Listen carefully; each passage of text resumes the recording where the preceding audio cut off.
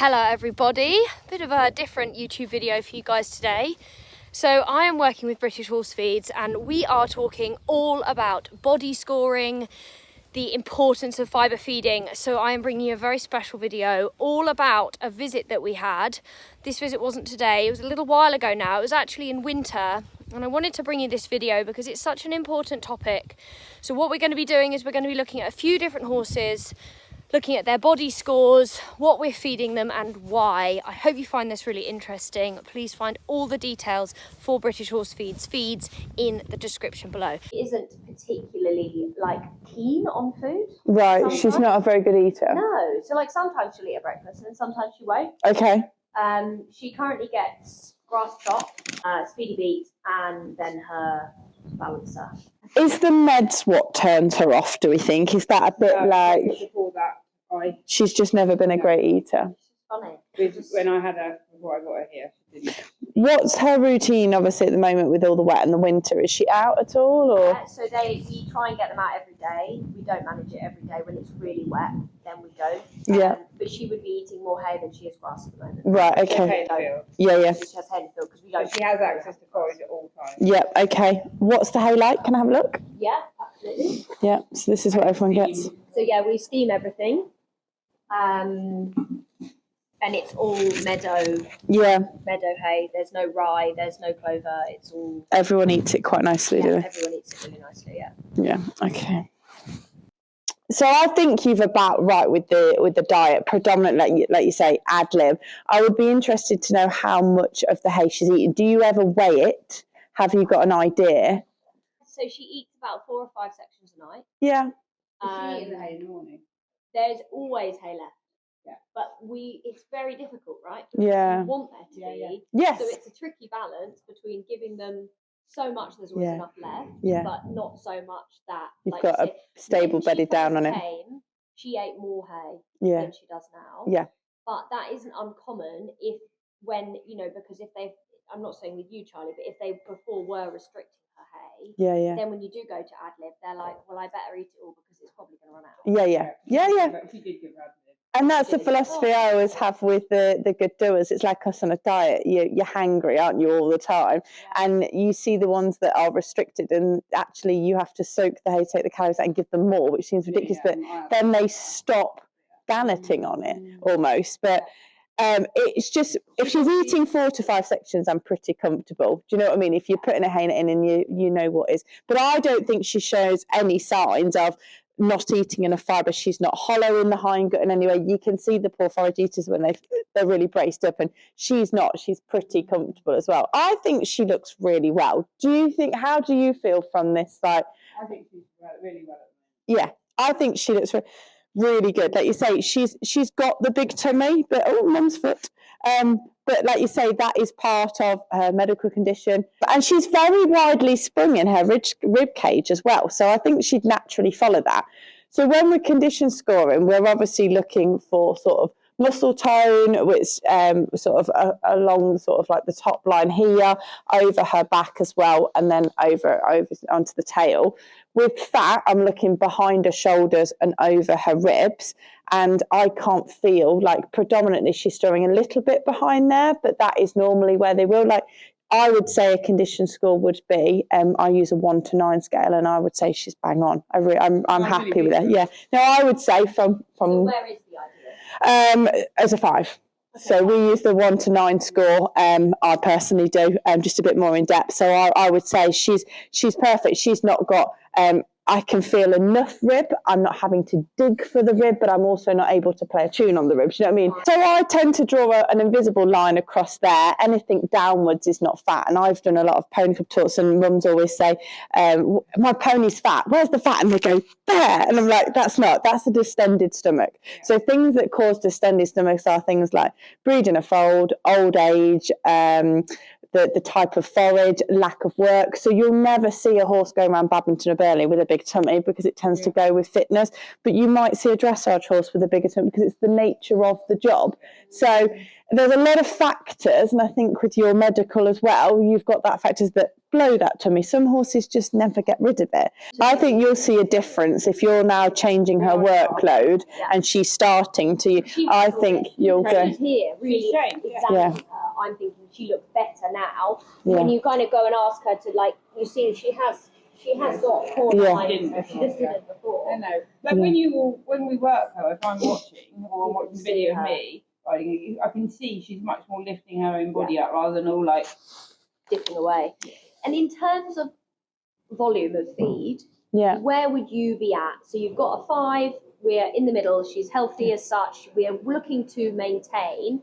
If I told you the volume I'm feeding her, can you tell me whether you think that's... So the main things I'm looking at when I'm going around is, are you balancing the diet with enough vitamins and minerals? You use a powdered balancer, absolutely fine. So yes, you're ticking the nutrient box. Quality protein, that is something with her that I would be more heavier looking towards for like your young stock and stuff. With her, with having that stress on the liver, I would potentially say, I think she's fine. And she's not working particularly, like if she was a young stock or something working particularly hard, I'd be a little bit more focused on the protein. Obviously you've got to have a balance, because if her liver, obviously that can get under strain for breaking down protein. So if she wasn't getting enough protein input for her workload, she will then start taking off her reserves, i.e. she'd drop away more here. Do you know when you see horses working harder and they drop the top line? You're thinking like us going to the gym with your chicken, building your protein up. That's the building blocks you need. At this moment in time, I'm pretty happy with her. But if you've started to find that she goes backwards with her top line, and the workload increases, that would be time to reassess. I think the only thing would be, I think the Speedy Beat is better for her than the Fibre Beat. So obviously we know the differences between the two. Speedy Beat being your non-calorie, lower calorie version, and obviously your Fibre Beat being your conditioning, because you've got the alfalfa. You didn't want to feed her the alfalfa, and also with the protein in there, I think the Speedy Beat is a better choice for her with how she looks. You know, if she was really lean and stuff, I think we'd be rethinking, but I think because she looks so well, I'm happy for her. How much Speedy Beat is she getting? Half a scoop per feed. And is that dry weight or wet weight? Wet weight. So she can have a lot more than that. So this is Belle. She is 9.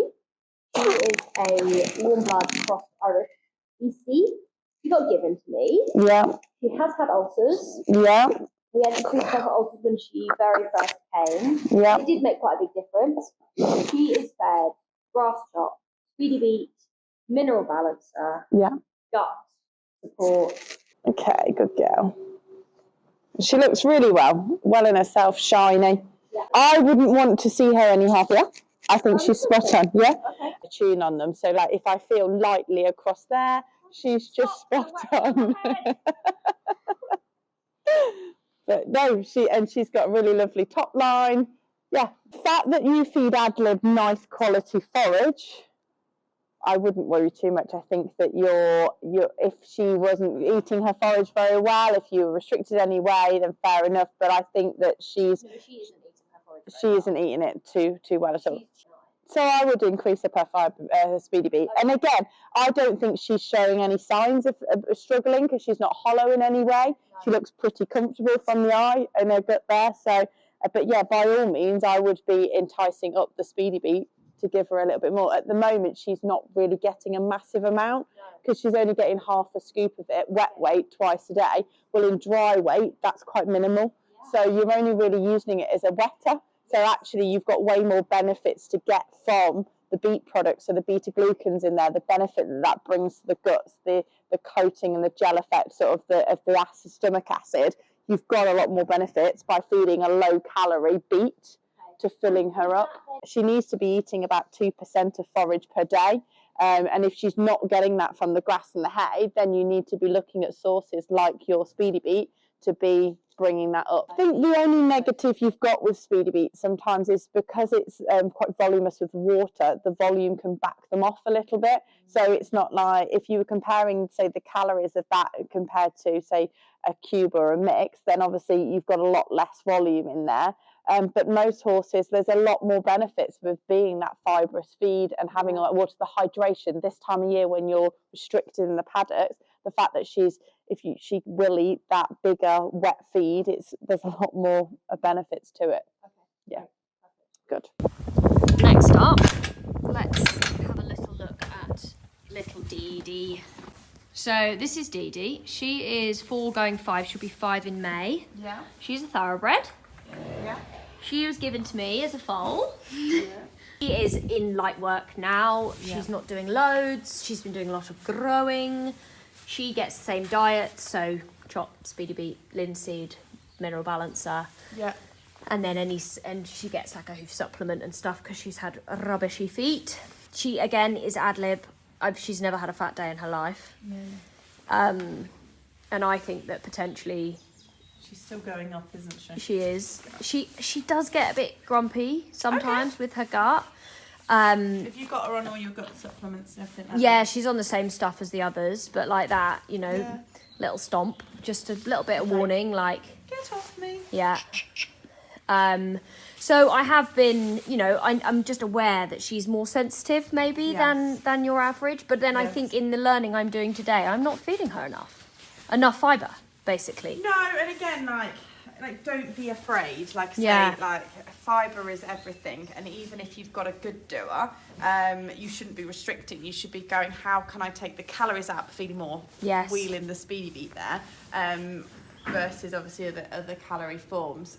So never, it's not like us when we can stick to 3 meals a day. These guys need to be eating 18, 20 out of the 24 hours. So yeah, definitely don't be afraid of the fibre. For me, I would like to see, good girl, a little bit more weight on it. It's not bad at all, but there is... Yeah, I feel the same, yeah. If, again, going into the winter, I'd be a bit... But the fact that spring hooray is just around the corner, I'm not too bothered. She's obviously growing and changing, and obviously the top line isn't quite there. That will come with work as well. But yeah, I would be... She's on speedy beat over fibre beat, is she? Well, only because I have historically steered away from alfalfa with mares if I don't need it. Yes. But I absolutely could change her onto the fibre beat and give it a try and see whether we see a negative or not. So the benefits of the fibre beat would be, fibre beat is speedy beat but with alfalfa. Alfalfa is a really excellent form of quality protein, and for her, she's young, she's growing. Protein is your amino acids, and that's your building block for your skin, your muscle, your hoofs, everything. So, well, as we said earlier with the previous horse, sometimes when they're not getting enough protein, they struggle to build the top line, and that's where I think that alfalfa does get a lot of bad rep, but there is also a lot of benefits to alpha. Because also I have been made aware that British horse feeds, the way that the alfalfa is processed is quite different to just like a bag of alfalfa chop, for example. Yeah, so it's in there, and obviously it's in with the beet as well, so it's a good source of alpha. It's very digestible. Yeah, it's very digestible. Because alpha can be quite like stalky. Yeah, and that so is there's now stuff going on to say that isn't so good if they're a bit sensitive. It's catch-22 because obviously you've got your benefit, your the negatives of it being stalky and scratching, but what we know from alpha, it does outweigh the negatives. Like I say, the quality protein, the matin of the stomach acid, the calorific form. So I think by swapping from from speedy beat to fibre beat, you would get that protein source that would help the top line. It will help with the weight gain as well, but also it's very good for the stomach. You've got the 2 forms of the beet in there, which is your beta glucans, and you've got the alpha, which both are going to be really, really good for her digestive health. She's showing she's slightly, like you say, a little bit sensitive in there. So I think the 2 ingredients together, I don't think to be afraid of them. Okay. I think it's really worth her try, and not just from a digestive point of view with that alpha, but I would really like to support this top line. Yeah. She's a big girl, she's really growing. And when we feel across her back here, like some of the other horses, so if we compare her to Zora, the one before, I want to call her Zorro then, Zora. She was a lot more flatter across her back. You could put your hand on, you felt muscle either side.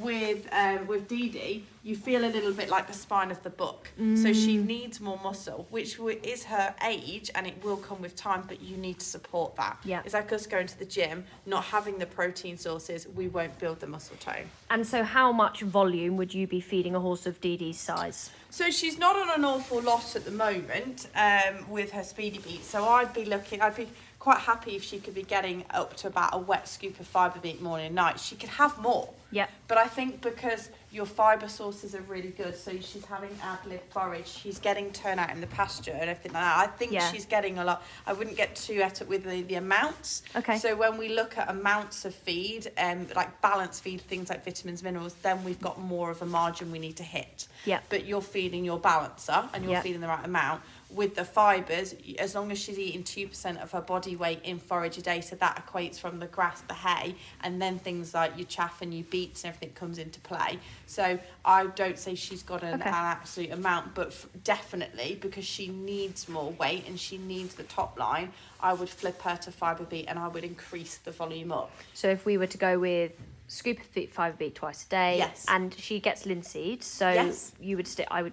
And how much linseed is she getting? So we tend to feed as a maintenance, we feed like 50 grams per feed, so half a cup. Yeah. And then, but we could be feeding her more if you think that she could have more. So things with the linseed, anything from 100 gram a day, which you're about on, the benefit is about a shiny coat and well-being. When you start eking that up to sort of like, you can go up to almost like a kilo in it, that's really pure calories. So again, she's on sort of the lower side. So the amount she's getting isn't really, it's a bit like us having, I always go back to chocolate because I'm a chocoholic, but it's a bit like us having the one block of dairy milk. She wants to be having the full bar. So you could definitely, I'd look so maybe to like a cup I'd do a feed. cup morning and night. Okay, great. I think I've been previously a bit wary of linseed because I have, there is an element of overfeeding and just excreting it without digesting it properly.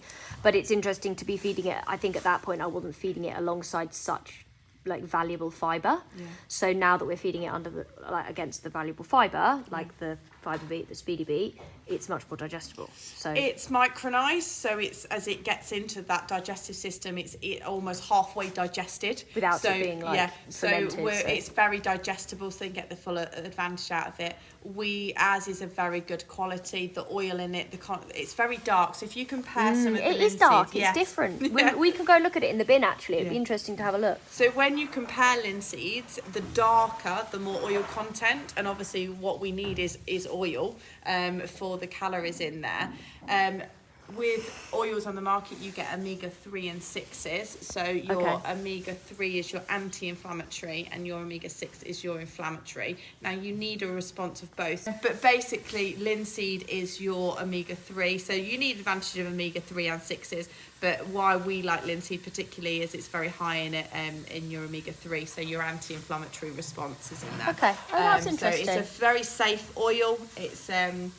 The main thing to remember about feeding oils over feeding cereals is horses don't have a gallbladder, and that's where we have a gallbladder, so we have bile for storage. They don't. So when you start to put oil into a diet, they perhaps don't utilise it as quick as they would a cereal-based diet. So what the liver does is it creates a very steady flow of bile, and a horse is that amazing, it can adapt slowly over time to make more bile, produce more bile, so then it can utilise the oil. So if you compare a horse fed on a cereal-based diet versus an oil-based diet, the horse on a wheat-based diet will probably put more calories and pick up quicker because they're designed to do that. Where if you do oil, they will catch up eventually, but it takes longer. So you're looking at about 6 weeks lull time, but eventually, like as feed companies chase this lower starch now, we're achieving so much more great results from oils and fibres. Yeah.